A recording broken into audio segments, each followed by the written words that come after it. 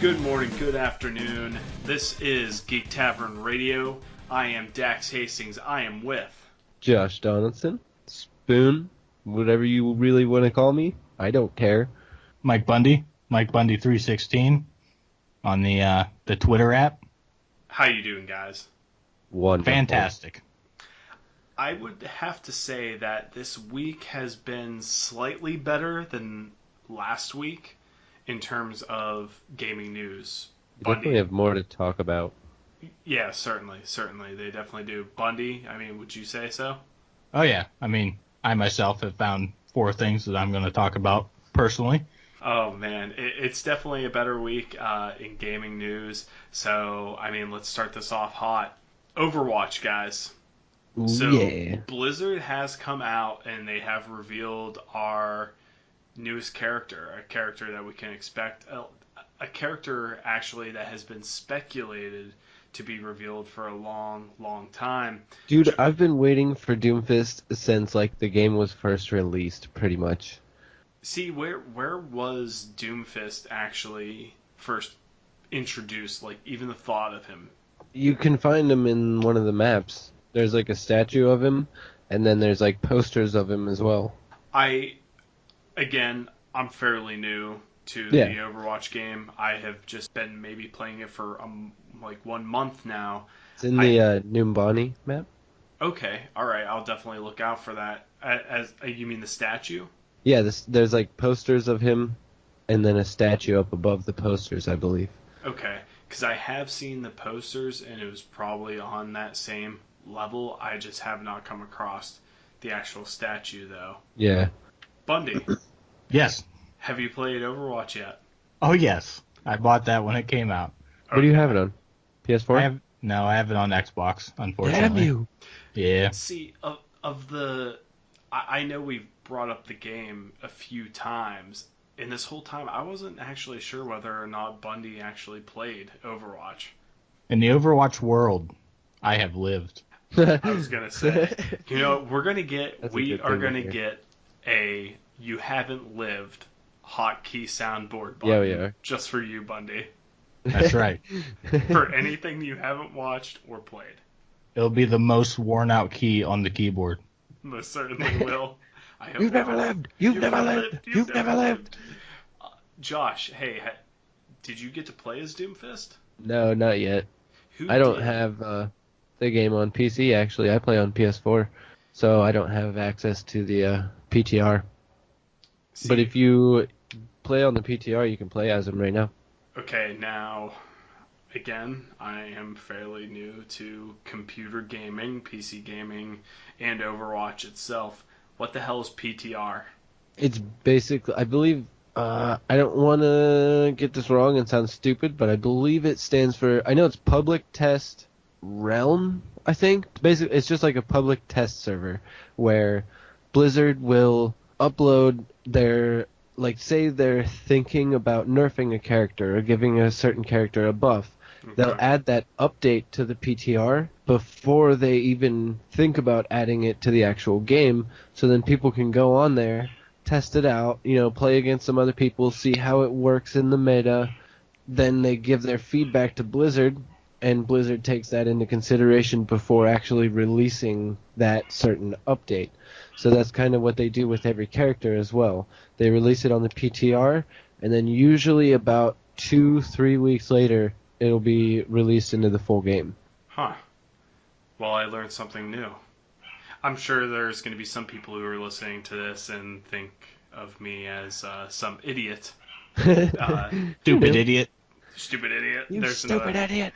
Oh, dude. But yeah. Let's talk a little bit about Doomfist himself, though. Did you guys watch any of the gameplay? I did. I've seen a little bit. Dude, he looks freaking nuts. I think he's going to be a lot of fun, personally. He's almost like a boxer.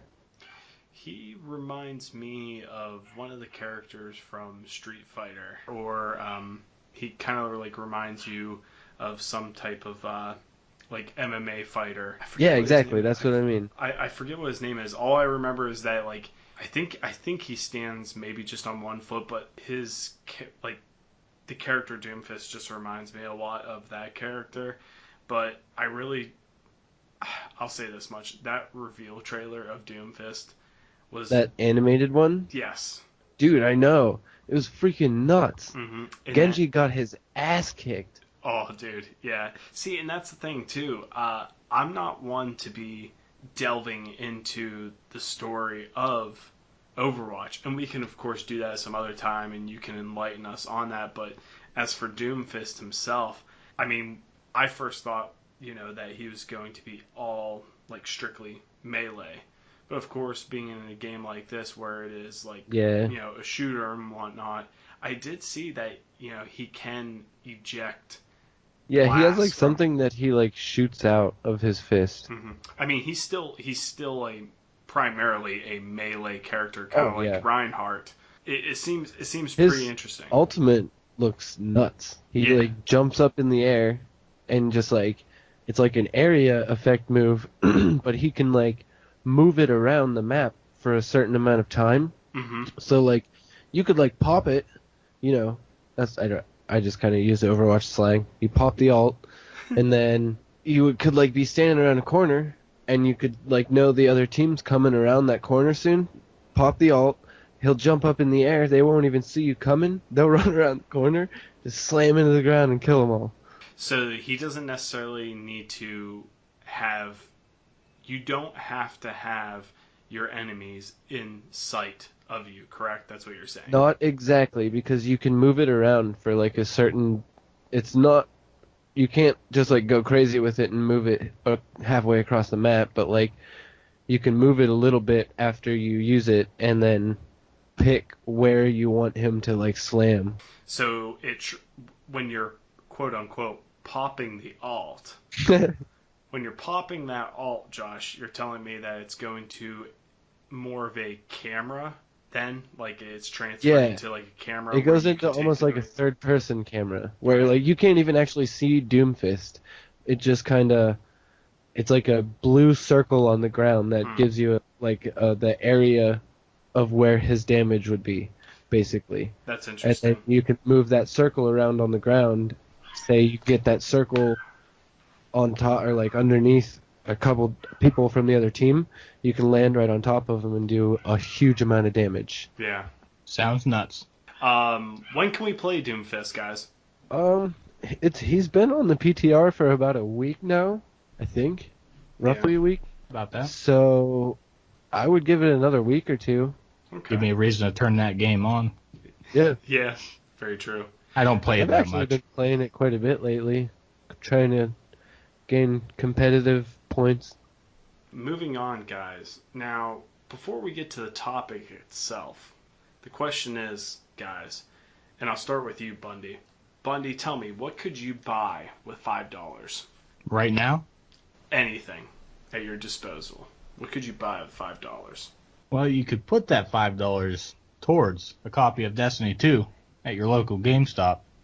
But that's not a plug for GameStop, because let's not go there. But, so the beta for Destiny 2 is coming out, what day? I forget. July Tuesday. 18th. There you go. 18th. See, when I asked you, I thought you were going to mention the $5 footlong. But I honestly don't even know if that even exists anymore. I don't think they're I $5 believe anymore. that's only like certain times of the year now. I thought you guys were going to mention Subway, honestly. But anyhow, yes, $5, just a mere $5 that we can put down at GameStop to pre-order a copy of Destiny 2. You, the listeners, myself, anybody who goes to GameStop, once you have put down your $5, you can acquire a beta code. And this was news to me. I didn't find this out until this week, but supposedly a lot of people have known about this for weeks. Oh yeah, Months. I've Oh. known about that. I pre-ordered it a long time ago. I pre-ordered it before the Switch came out. Yeah, me too, I think. I pre-ordered it the day they announced it. I went over on my lunch break just to pre-order it. Right in the middle of your lunch break. Yep. Wow, I haven't even done anything like that I love Destiny. for a game. But dude, yeah, it does look really, really great. I'm I'm stoked. I'm excited Just about the it. fact that the developers was quoted saying, quote, "I hope people complain about how much story we have," unquote. That's nuts because in the first Destiny, people always complained about how much story there was or there wasn't. Yeah. Um, I mean, technically there was, but you kind of had to like go onto Bungie.net and go through all the Grimoire cards and stuff just to read the story, like the background stories and stuff. Yeah. But I guess they're saying there's so much story in this one that people might complain about how much story there actually is. But personally, I think that's a good thing. I completely agree. I mean, I have not played the first Destiny. Actually, that's a lie. I played a little bit of it. I played a little bit of Shill's game, and I was really intrigued by it. I really liked it. I know when it first came out, I was on the verge to actually bite and buy the game. However, I didn't because I wanted to see how it was, and then I heard the disappointing factor of there not being any type of concrete plot or story. Yeah. And I am one.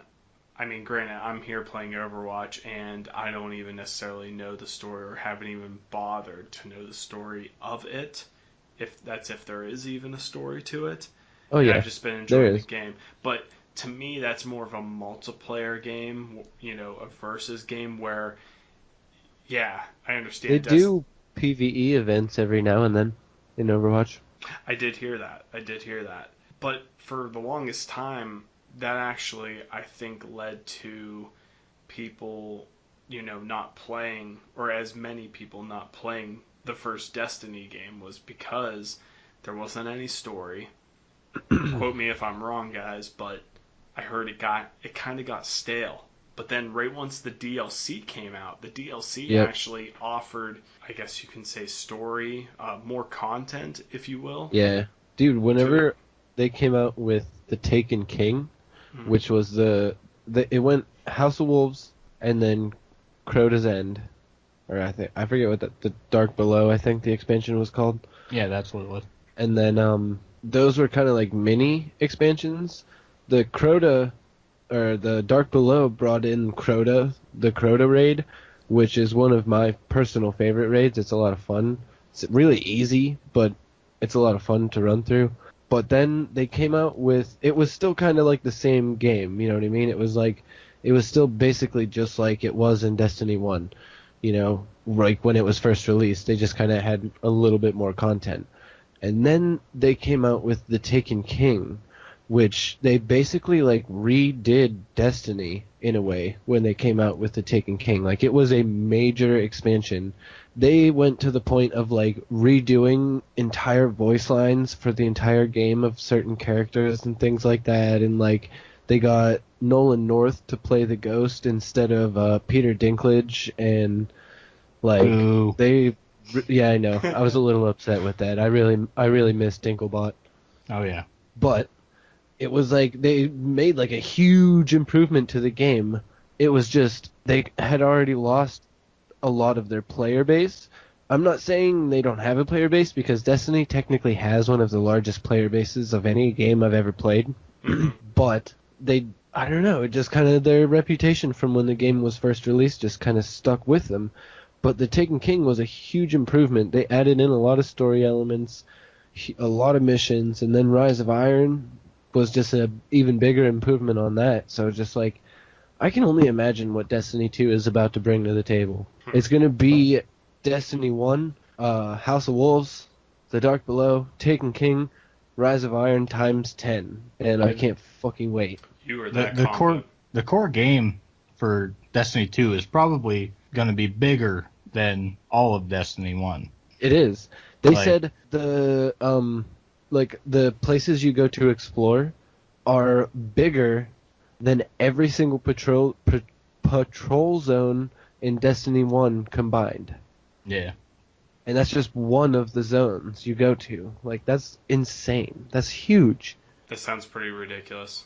But hey, I'm looking forward to it. Matter of fact, when I'm on my way back home from work, I am definitely going to take that $5. I'm going to slap it on that counter. I'm going to look that man in the eye, and I'm going to say, "You are going to give me that beta code right now. What if it's a woman? If it's a lady, then I will be, of course, more appropriate, and I will tell her to have a good day. Yeah, you don't want to be an Alberto Del Rio. Have a good day. Yeah, I won't be in. We'll just say Alberto, and by Alberto we mean in our referencing to a professional wrestler. And matter of fact, since we are now bringing up wrestling, Mike Bundy, I know that you're really excited right now to announce the following. What is that? Oh, I am so excited.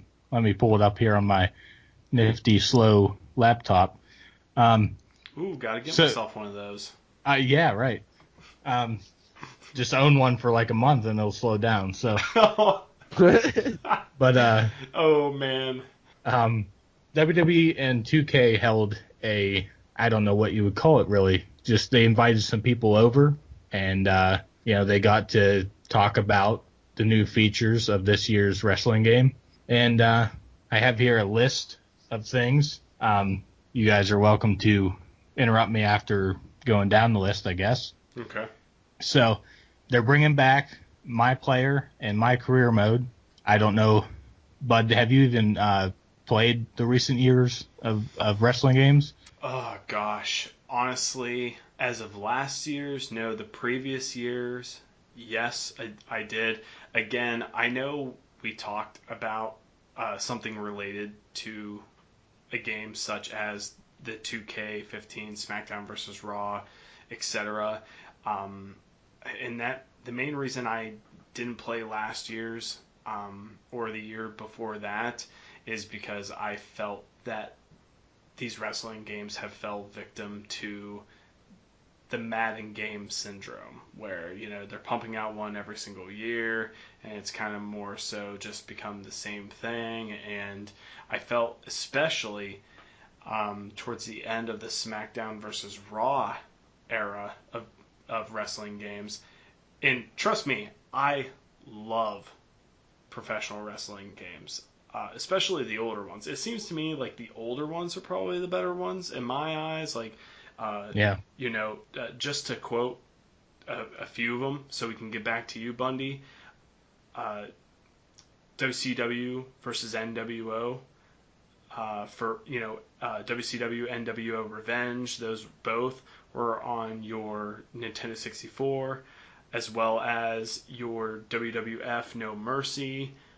I knew that one was coming. Yeah, dude. Yeah, just like amazing games, and yet it didn't have the graphics nor all the content that these ones do today. But there was just something so great about those games back then than now. It's almost as if right now there's maybe a little bit too much content in a way.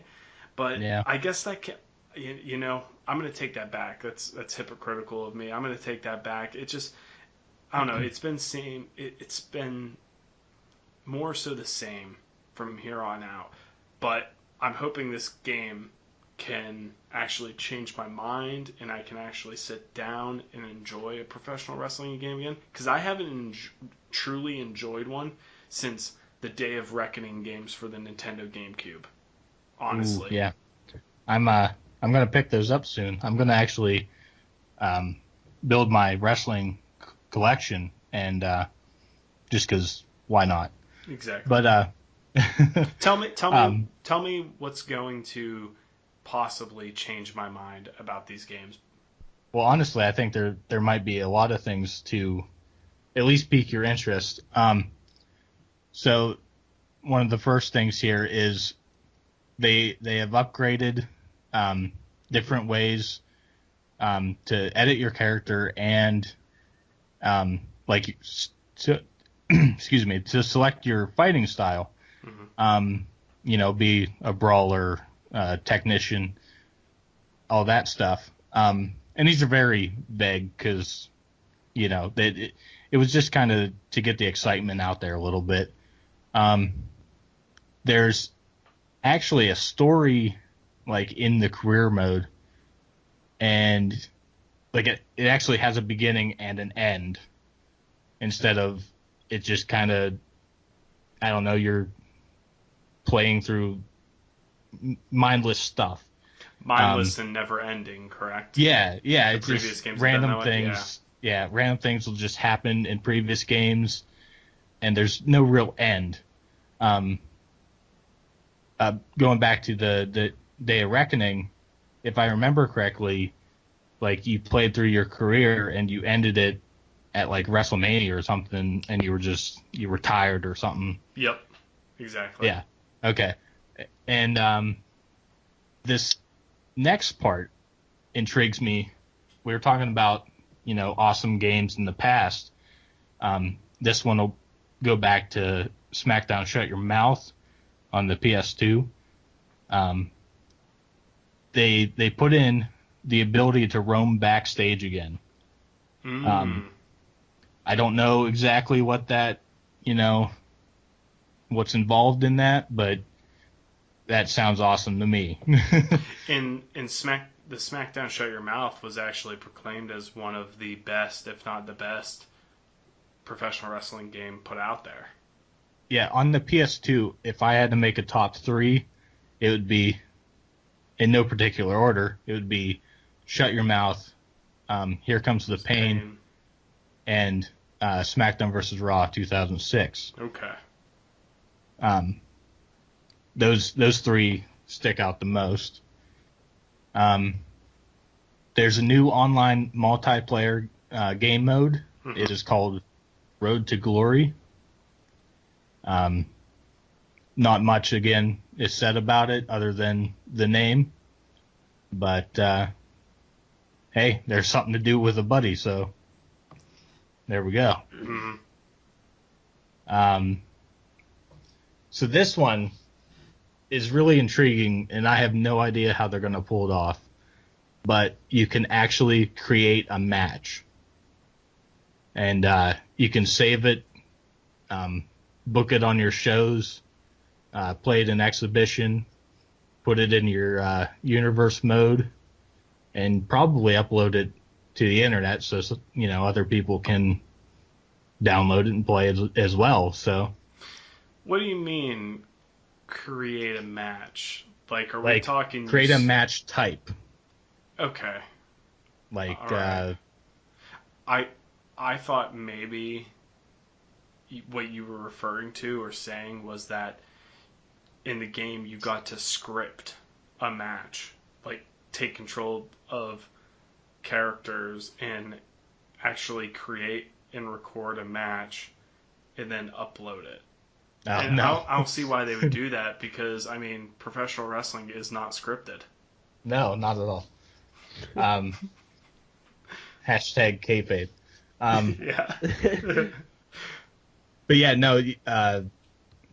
Again, with details being vague, I don't know. I guess we can make our favorite WCW matches. What was that one with the pinata on a pole match or whatever? Oh yeah. With Juventud Guerrero. Oh hell yeah. And with Vince Russo or whoever.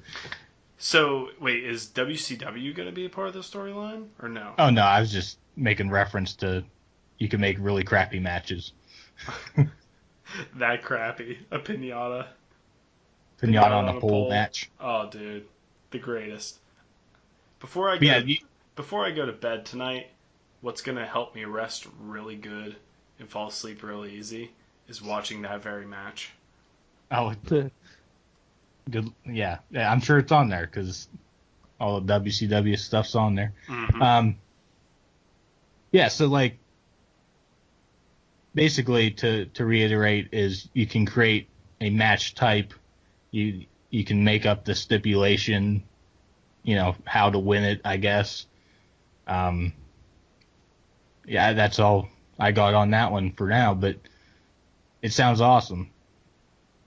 I'm really curious on what it all entices. Yeah. I mean, I can't even like make it up in my head how you would do that, but yeah, certainly.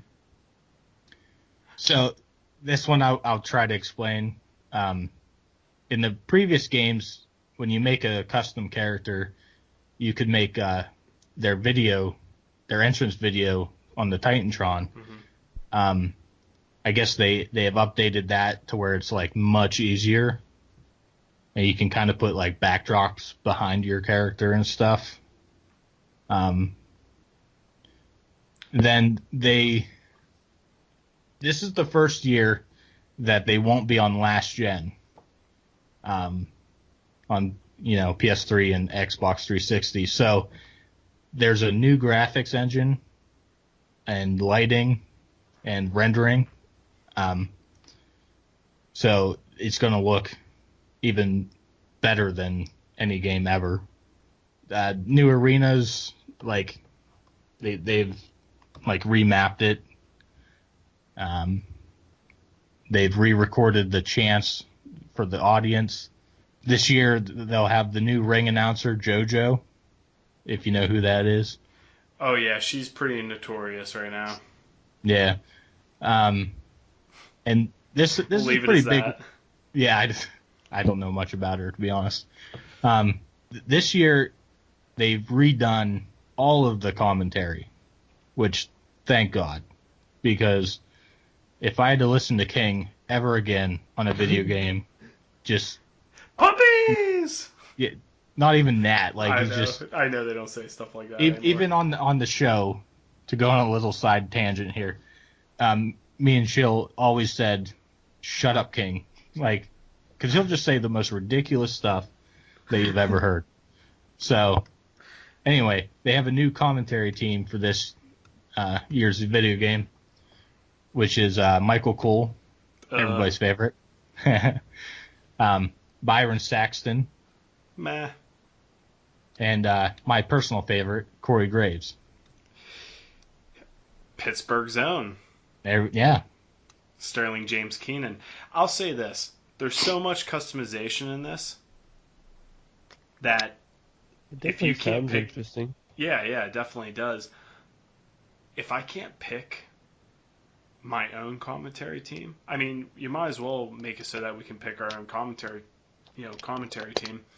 Yeah. If I cannot have JR, and especially JR, but if I can't have Jesse the Body Ventura as well, I'm not buying this game. Not buying this game. If I can't hear, by God, the man has a family.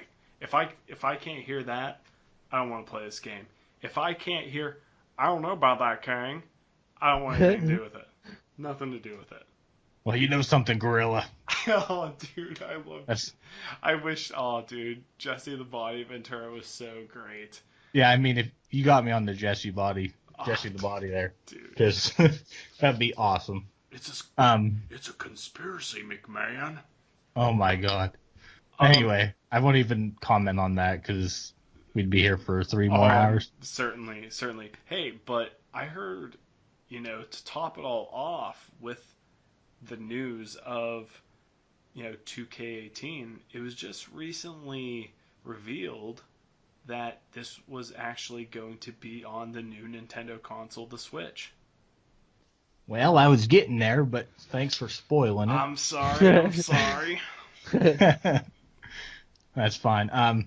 Yeah, I lost my mind, and my fiance and my brother were here at the time, and they just looked at me like, yeah, so?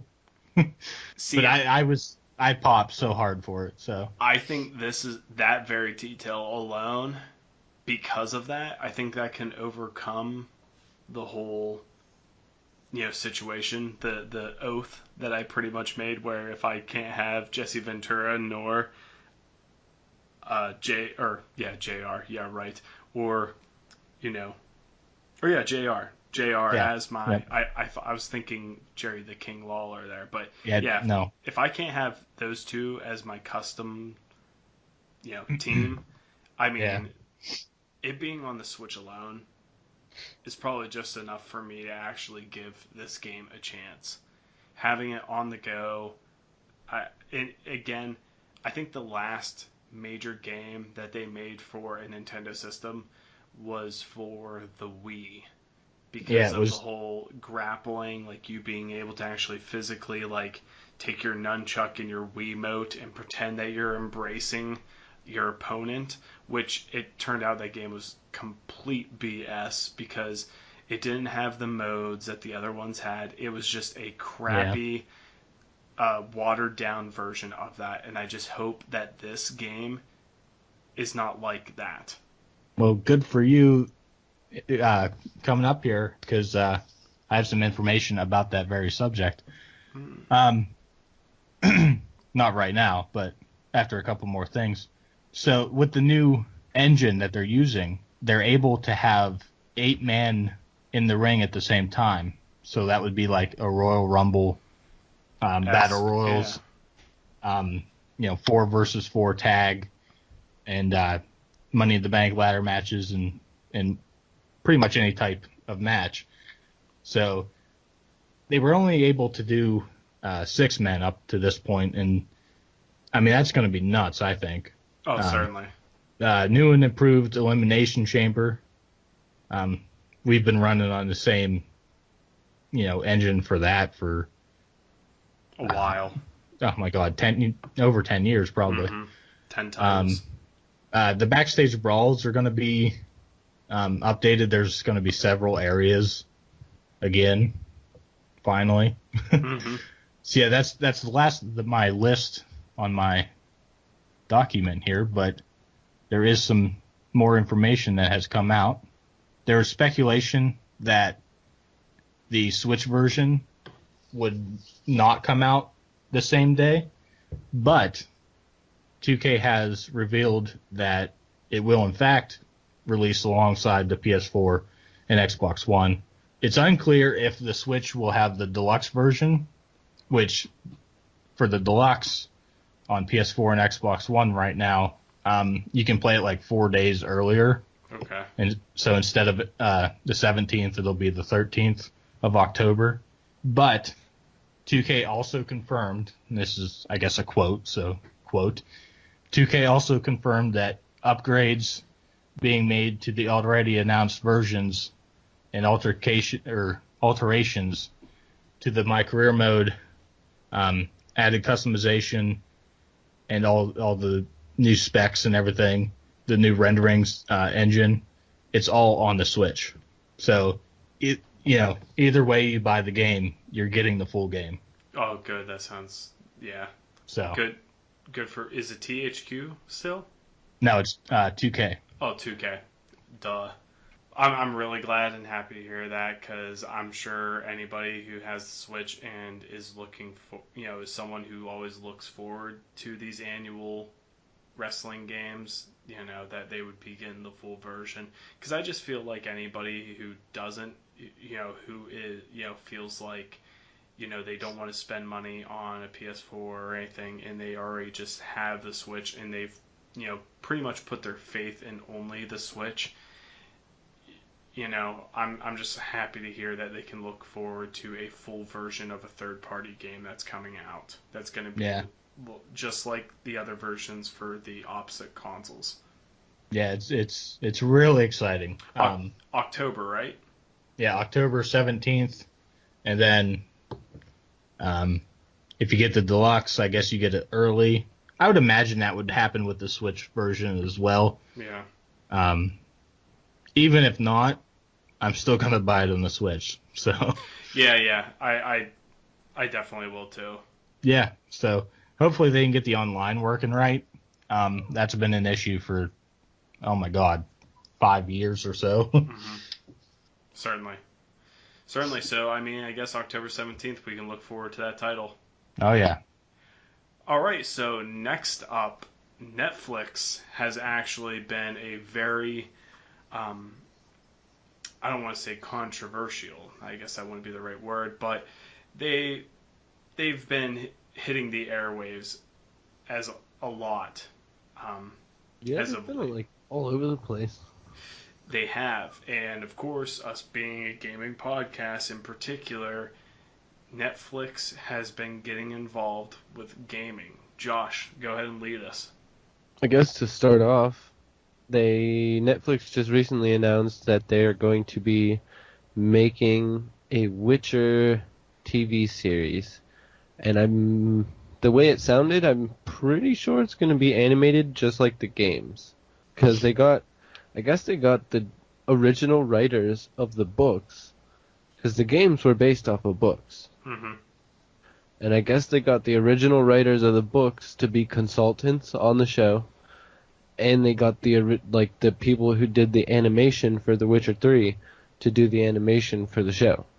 Yeah, it sounds like, if you're a fan of the game, that it's going to be awesome. Yeah, exactly. Like, It sounds doesn't promising. sound like you can really go wrong. It sounds promising. It sounds like it could be a pure adaptation. Because, I mean, let's be honest. Whether it's book to movie, movie to game, or game to movie, typically adaptations just do not uphold to their original type Not of usually. content. Yeah. But I think The Witcher being animated and going on to Netflix, I think is going to be a very good thing. Because, I mean, we already have a show that has proven it. It has been whipping up. I like it? what you did Get there. it? Yeah, you I like that.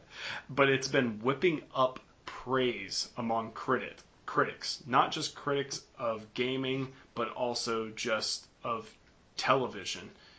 Castlevania. Shit is intense. Don't watch this with the kids, people. No, certainly not, especially during that first episode. Yeah, like, dude, all the episodes, they're all nuts. But that first episode where everything just starts going down, it's just like, what is going on? You just see people being ripped in half, and their organs are flying, and like getting wrapped around lampposts, and just like blood running down statues, and like their guts just falling out from the top portion of their chest. Yeah, it's pretty gory, but in turn, it's appropriate, I guess the word would be, only because that it stays true to the games itself, which you and I in particular are very, very familiar with. Now, Josh, before you say one thing, and as for our screener, our editor of this audio, Codeman, by this time, you are going to want to hit some type of epic low-tone music, because I'm about to ask Bundy this very question. Cue the music, Cody. Okay, deep breath. Bundy, are you there? I am here. Bundy, we're on the topic of Castlevania. Yeah. Bundy, I don't like that chuckle. have you played a Castlevania game? No. Oh my god! Holy crap! All right, my extent of experience on Castlevania is my buddy Owen used to play. Honestly, I don't even know which one it was. It was on PS1. Probably. Yep, Symphony of the Night. Yeah, probably that one. Now that you say it. So yeah, I've never had one. I have no excuse.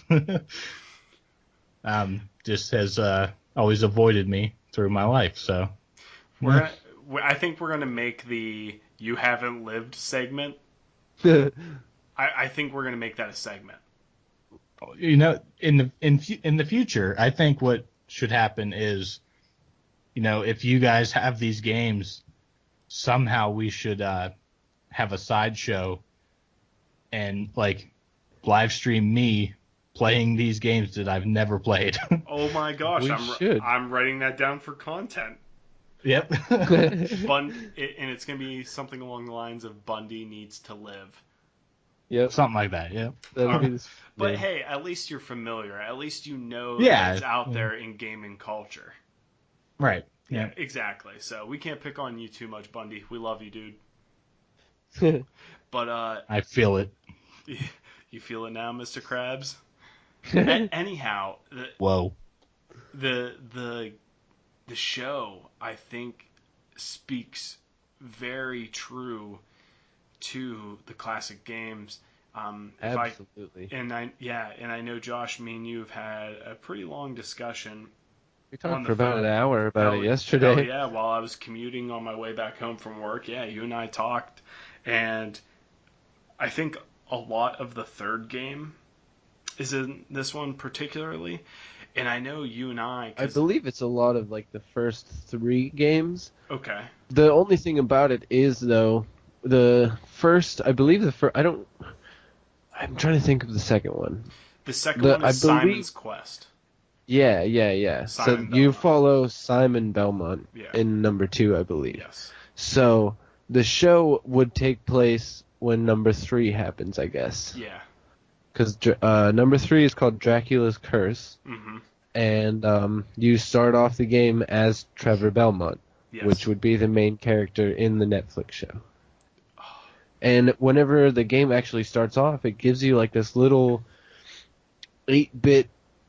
I don't even want to really call it a movie clip because it just like it shows a picture of Dracula's castle with like lightning flashing behind it and stuff, Mm-hmm. and then words scroll up the screen that gives you a little bit of story detail, basically saying Trevor Belmont is the last surviving member of the Belmont family. His family was exiled from, they just call it Europe, Mm-hmm. whereas in the Netflix show they call it Wallachia or Wallachia, or I don't even know how they say Yeah, it. it was weird. But in the game they just actually call it Europe. But basically, it literally followed the same story that the third game gave. So, in a way, because I don't know that you ever end up meeting Alucard in the third Nintendo game, but Alucard was released when they made that one for PS1, Symphony of the Night. I could be wrong about this. I could be very, very wrong about this. And until after we record this, I will look. Matter of fact, I might just look right now. But I think Alucard actually in the third one is one of the bosses you face. Really? I think so. I don't know that I ever actually beat the entire game because Nintendo games are like retardedly hard. I mean, depends. I mean, if you use cheats, they're not that hard. You can skip through Super Mario Brothers in like 2 seconds. Yeah. Okay. Yeah. Actually, Dracula's Curse. Yeah. Right there. I wonder. I wonder if our recording can actually hear this. Can you guys hear that? No. It Yeah. might only be me, but there is actually Dracula's Curse music playing in the background right now. Nice. So I think our fans will actually be able to hear some of the classic and infamous music of the Castlevania series, in particular this one being Dracula's Curse. But yeah, by the Don't looks play of too it- much of that. Yeah, very true. I'm gonna stop right there. But yeah, supposedly Alucard is in this game actually. Really? That's news to me. That's very interesting. So I guess it does follow the exact story. Maybe that's... Because I don't know that they ever came out... Did they ever come out with one on like Super Nintendo or N64 or anything? Oh man, Definitely not N64. Yeah, Super I didn't think so. Super Nintendo, yes, they came out with Super Castlevania. I think there was one called Super Castlevania X, which I think in particular was only out in Japan, but then they later on made another one for it, and I know you didn't. It was one where you didn't play as either Belmont, any of the Belmonts, or Alucard, but you played as, oh, I forget their name. The one dude had like a brown tunic, but he did, however, use a whip, and then I think you got to play maybe as a girl in it, or maybe she was the one who had a whip. I forget what it was. Castlevania 4 was on Super Nintendo. Maybe that's the one where you don't get to necessarily play as... So I wonder what number Symphony of the Night was. Symphony of the Night, from what I understand, happened after Super Castlevania, because the beginning, as you are well aware, Josh, and maybe you too, maybe you, Bundy, have seen it as well whenever you sat down with our friend Owen and actually watched him play a little bit of it. But I think it was actually Super Castlevania 4. I think that's it. I think that is Yeah, Super Castlevania 4. At the end of that one is the beginning of Symphony of the Night, where, um, what, in this one, do you play as Trevor Belmont? I believe you do, but in the In beginning 4? yeah. It says right here, the vampire hunter Simon Belmont. Oh, it's Simon. Yeah. Simon, I believe that would be Trevor's dad. Yeah, it takes place in 1691. Hmm. Yeah, so the last the boss battle of that one, I believe, is the beginning of Symphony of the Night. It picks up where we begin our adventure without playing as Alucard. So yeah, in the first game the first 2 games you play as Simon. Okay. Then Trevor in the third, in Dracula's Curse, and then we go right back to Simon Belmont in the fourth? Yeah, Oh, wow. I guess. Huh. But I thought it said Trevor was the last remaining member. I'm so confused. I don't know, maybe there's something there. Maybe there's some type of backstory. We'll have to do a little where- bit more research. Yeah, certainly. This is a certainly. little confusing. Because, I mean, like you admitted, Josh, I mean, for as long as we had played those games, the numerous times that we, whether it was on the Sega or any, the NES, I mean, we really didn't familiarize ourselves with the story exactly, except for, you are just this dude who's going around flailing a whip at monsters and you're trying to That's kill all them. I knew when I was little. I was just like, this game's badass. I'm a dude with a whip killing skeletons, chasing down Dracula. See, back in the day, games used to come with these things called little booklets or manuals. Yeah. And back in the day, they actually gave you information. But my experience growing up is I only ever had the carts. I never had the cases. Oh, wow. I don't know if it's because I got them like secondhand or whatnot, but I was just saying that could be a reason why lack of information. yeah, definitely. But Wow, I mean, there was a lot of them before Symphony of the Night. oh yeah, dude. Oh yeah, man. Like, I completely forgot. Can you play DS games in your 3DS? Yeah. Yes. Dude, you guys have to go out of your way. Josh, I know we talked about the latest 3DS game. It was a Castlevania game. I think it was called Mirror of Fate. Dude, you guys need to go out of your way. There was one. Hold on, let me look for it right now as we're going. Hold on 1 second. But it's actually classified.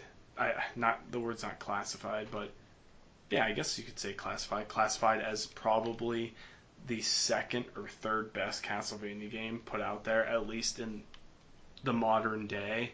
Oh, I forgot about Circle of the Moon. I have that one on Game Boy Advance. Yeah, but this one was good.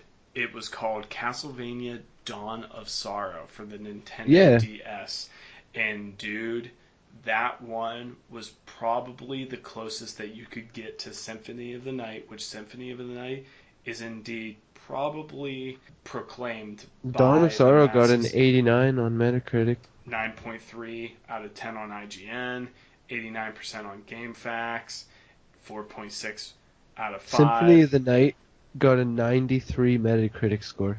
Oh yeah, dude, because it's that great, as we all It know. is. The masses, any Castlevania fan knows out there that Symphony of the Night is by far the best, and I would have to say and agree that Castlevania Dawn of Sorrow follows right behind it, despite the fact that I don't think you play as any of the Belmonts, but oh, dude, the game. Yeah, you do. Do you? The game you start off as a Belmont at the very, very, very beginning of the game. And then Dracula captures him or something. Oh yeah, you are correct. I do see that now. Oh, dude, it was so good. It was so good. I think I might go out of my way now to go and buy that game since I still have it. Since I know now that you can play your DS games in your 3DS. For as long as I've had a 3DS, I didn't know that. But okay, let's get back onto the show. Yeah, let's talk about the show. The show is amazing. I think it's been the best thing it's been the best adaptation Oh yeah, from a I could game to a probably movie slash agree. TV. Yeah, It's definitely the like most well thought out, most I don't know how to put it. They stayed true to the source material while still making their own changes to the story and adding things into the story. yeah. Mike, how far are you into the 4 episode series? Now let's not talk about that too much. Oh, Like 5 minutes, literally. man. Well, I turned it on, and people that I was with did not want to watch it, so I just have not had the time. But yeah. I will watch it. Well, like we said a little bit earlier, I mean, the show is very explicit when it comes to gore. I don't have kids, so we're good. Yeah, that's definitely good. But I mean, at least you got to experience a little bit, and we don't want to give away too many spoilers or anything, especially for those who haven't watched it. But in those 5 minutes, I mean, what did you exactly see? I mean, you met Dracula, correct? Oh yeah, yeah. What do you think about the character Dracula? I mean, he is the villain and all, but what'd you get out of his character? Oh man, I didn't really study them. No? Like I said, it might not even been 5 minutes. It might have been 3. So I mean, I'm just gonna literally start it over and really take it in. But I mean, image wise, like he looks like Dracula, but way more awesome. Yeah, certainly. It's definitely, I think, if not the best, one of the best renditions, versions of the character The Dracula. thing about it though is it's literally straight out of the video games. It definitely is. That's exactly what he looks like in the Castlevania games, pretty much. Pretty much. Correct me if I'm wrong, but it starts off with, was that a woman? Yes. Yeah. Okay, Yeah. I thought so. Terrible memory. So like she was coming into the castle, Mm-hmm. and the thing that I remember, that I thought was cool was like, it was like he was just running around up top, and like it was just kind of cool that he could just run around, and she didn't know where he was, you know. And then out of nowhere, he's just like right behind her. Yeah, and that's about where I ended. But yeah, I mean, it definitely stuck out, and I was like, yeah, I'm gonna watch this later. Oh, yeah. Certainly, definitely watch the whole thing. I mean, the thing is altogether, it's less than an hour and a half. Each episode's like 23 Pretty minutes. much. But There's only 4 freaking episodes. the thing I think I'm going to like so much more about this Netflix adaptation of the Castlevania is the fact that, in previous games in which, I don't know, I may have been missing something because like you and I admitted, Josh, we never really delved too deep into the story. I mean, we knew that Dracula loved this. I believe it's Lisa. I mean, Yeah. I think Yeah. even during like the old movie, Yeah, Dracula's pretty much always had a love interest. yeah, he certainly has. And in this, though, I thought what was so cool was the fact that this woman, indeed, slight spoiler, she's a human, and he falls in love. And matter of fact, he marries this woman. Yeah, and she actually convinces him to like spare humanity. try and spare humanity and go travel amongst the humans and try and get to know them and things like that. And he takes off he actually listens to her. It's kind of weird. They kind of like give humanity to Dracula almost. Mm-hmm. Yeah, certainly. And then of course, a fundamentalist religion comes along, and they of course are very radical. And I mean, we're talking back in the days where, back in those days, because the 1400s. Yeah, 1400s, even 1600s and whatnot. Like back in those days, I mean, science back then was deemed and looked upon as magic. Science was mistaken for magic. Witchcraft. Yeah, it was taken as witchcraft, and you were burned at the stake for it, especially if you were a woman. Yep. I mean, I mean, of course, I don't like that. I don't like the fact that any of that crap ever happened. But I like that they took that element that, hey, this lady, this Lisa, is, must have made a pact with the devil or something. Yeah. And She's a witch. she's a witch because, she can add, and 2 plus 1 is 3. She has glass. And she can take flint and scratch it up against a rock or something. I mean, I don't know what all ridiculous things, at least what we see as ridiculous things these days, were deemed as witchcraft back in the day. But that, of course, is the very catalyst to Dracula, which it makes Dracula even that more interesting in the show. Yeah. I mean, the first episode is all about Dracula, and what's so cool about him as a villain, every really good villain out there, with the exception of the Joker, is that every great villain out there, whether it's comic books or strictly from a movie or anything or a book, is one that has some type of sympathy, something that we can sympathize to. And in this case, Dracula has this love, this lady that he married, that he never had even bitten. She was a human. She was of the other kind. And because she got killed by these radical fundamentalists of a church, he seeks revenge on them. Now, of course, what he does, I mean, trying to bring hell on earth and whatnot and slaughter a bunch of people, of course. It's a little drastic. Very drastic. But I mean, what they did was pretty drastic too. But what they did is pretty drastic too. But again, he's a villain that we can have a little bit of sympathy for, and I think that's what makes him very interesting. I think that's what's going to make him. I think when it's all said and done, because I mean, we got more news, and I'll let Josh spoil it for everybody. I think he's going to be one of the best villains portrayed in the year 2017. So I think whenever it comes to all I hope is whenever Trevor Belmont and Dracula finally come face to face, I hope he just runs up to him and goes, "Die, monster!" Yes, so classic. "Die, monster!" Oh, dude, it's so good. I mean, Josh, you even pointed out. I mean, you saw all of the little nods to the games that I really didn't even think about. I picked out a lot of things. Yeah, actually. You did. There's we'll start off with in the Castlevania games. It was always a huge staple. It was almost like a trademark of Castlevania. You would hit the candles with your whip, and it would drop hearts or money or different items like knives to throw or hatchets or holy water.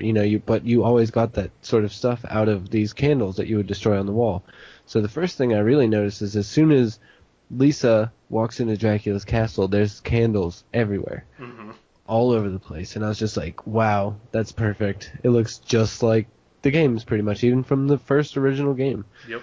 And that was just kind of like the first little thing that I really noticed. Another one that I noticed was, we already mentioned, but Dracula looks literally exactly like he does in the games, pretty much. I also noticed how Trevor is always, or not always, but you see him quite a few times throughout the 4 episodes use throwing knives. Like, he'll just randomly chuck out knives and kill someone or something like that, and that's another big part of the Castlevania games. You would pick up a throwing knife and press up attack, pretty much, and he would throw out a throwing knife and it would just go straight forward, you know what I mean? And he did that quite often throughout the show. He used magic whip, just like in the games.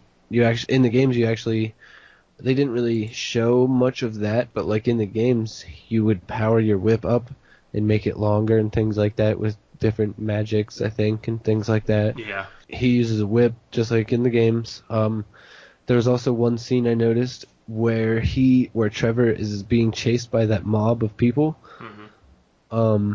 He takes one of the villagers' axe and just kind of like chucks it straight up into the air, and it does like a circular motion and kind of like spins around and hits it something. arcs. Yeah. Yeah, like arcs, just like in the Castlevania games. Like whenever you would find the throwing axes, they wouldn't shoot straight forward like the knives did. They would kind of like arch up into the air, and you'd have to like lob them at different things. And like that's how it worked in the show too. I was just like, holy shit, that's crazy. I'm trying to think. What else did I say? I noticed. Oh, the holy water.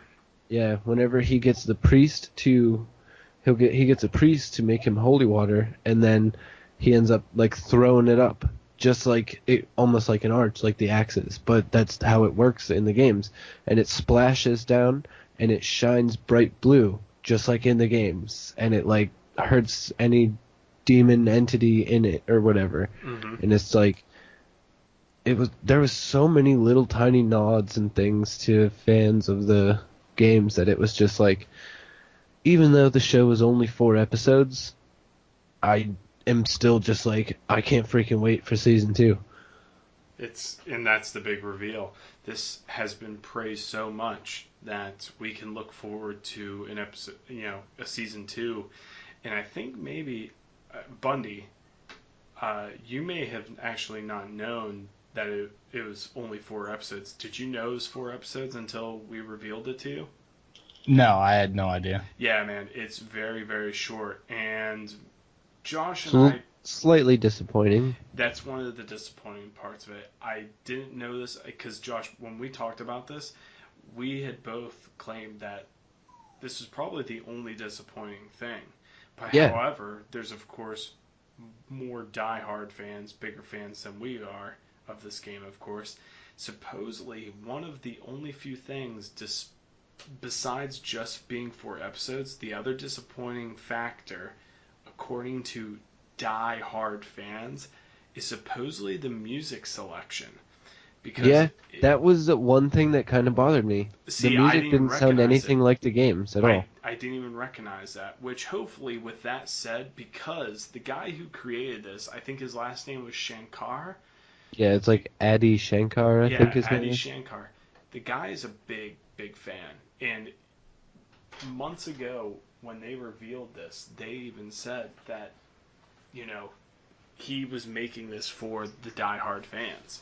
So I think with that said, with that little bit of input, we can look forward to, hearing some of that music. Another thing that I kind of told myself to be hopeful was, in the games, you're always in Dracula's castle. Yeah. So what if they're saving that classic Castlevania music for when Trevor actually enters the castle and starts his journey to Dracula? Very, very valid point. I think that's a very, very good prediction, a very good assumption. I would definitely save it for the castle. So, yeah, Josh, I think you're right. And I think come season 2, we will see Trevor and his companion in it. I believe her name is Cypher. I think. Yeah, I believe it's like Cypher or Zephyr. I think it's Cypher. We'll see something like that. We'll be seeing them enter the castle if they aren't in it already, but we'll let everybody else be the judge and let everyone else enjoy the show. So we aren't going to spoil anymore. Guys, let's do our last segment and let's call it a night. How about that? Works for me. Oh, yeah. All right with that. All right. It's time for What Are You Buying? What Are You Selling? What are you buying? All right, guys. We'll start with Bundy. Bundy, what are you buying? What are you selling, man? I mean, it's pretty dry right now. In terms of games out right now? Yeah, okay. like I talked to you about before the podcast started. I mean, I've been playing Fallout 4 quite a bit again. Spent the last couple of days actually playing wrestling just because I'm so hyped for the new one. There you go. Selling the fact that that's 4 episodes, I guess. All right, I like it. Josh, Spoon, how about you, man? Let's see. I guess you could say that I've already bought, but if you haven't, I would buy Destiny 2 to have access to the beta on Tuesday. Other than that, there isn't really too many games out currently that I like really, really need. You know what I mean? Yeah. Splatoon's coming out soon. I wouldn't mind picking that up. Yeah, it's a good choice too. I guess if you don't have Overwatch yet, buy that, because Doomfist is coming out and he Oh, looks yeah. freaking sweet. Selling, I don't know. There hasn't really been too many. Like it's been kind of there. There hasn't been too many great games that came out recently, but there isn't really too many terrible games that came out recently either. You know what I'm saying? Yeah, I know what you're saying. Can't really think of anything that I'd be selling too much. Well, I can help you out. Yeah, you help me with that. Yeah. First, as for what I'm buying, since one of our hot topics tonight, has been the Castlevania series, all in all, I think I'm going to go back out there, buy myself a copy of Castlevania Dawn of Sorrow, and matter of fact, go and venture into the title Castlevania Portrait of Ruin, which actually I think came out after Dawn of Sorrow did, and it's one that I actually never got the chance to play, but from what I understand, it's actually one of the better ones in the series as well. So that's what I'm buying. And as for selling, you and I actually brought this up, and I actually re-downloaded it again on my PS4 and attempted to give it another chance, but Resident Evil 6. Man, is that game awful. It's just so bad, and so I had to delete it again. But yeah. Done with that shit. Yeah, certainly. If I can interject there for a second. Certainly. So, out of the Resident Evil games that I've actually played, Mm-hmm. I actually enjoyed 6. And that's it for tonight, guys. Everybody, thank you for taking your time to listening to us. If you'd like to message us with any concerns or questions that we could possibly read here on the show, please go to geektavernproductions@gmail.com. Any questions at all that we can read in our mailbag, we would be proud to. And you too can let us know how you feel about the Castlevania Netflix series. Anyhow, I'm Dax Hastings. You can follow me on Twitter @Dax Hastings. And as for Josh, You can call me Spoon366, I guess would be my PlayStation name. You can follow me on Twitter @MrJGames. I think that's about it. Bundy. Yeah, you just said my name, so that's who I am. And you can find me on Twitter with Mike Bundy 316. All right, everybody, this is Geek Tavern Radio. Keep on playing.